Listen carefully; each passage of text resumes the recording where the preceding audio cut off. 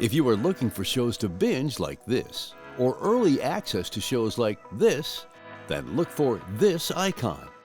That's the Passport icon. It means that video is part of Passport, which offers extended access to a growing library of favorite PBS programs. Now, we will take you to the activation process for KPBS Passport. If you have an Android Smart TV, here's how to download the PBS app.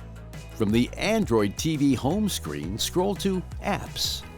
Select the Google Play Store app.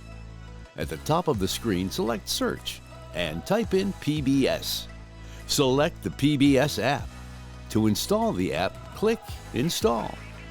Finally, it's time to activate your account. Click Activate Now, and you'll be instructed to go to pbs.org/activate on your mobile device or computer. You'll need to open up a web browser and type in the URL bar pbs.org/activate.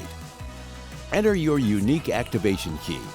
Click the white text box space next to the blue button and type in your code.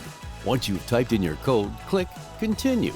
Sign in with your information you use to activate KPBS Passport with your PBS, Facebook, Apple, or Google account.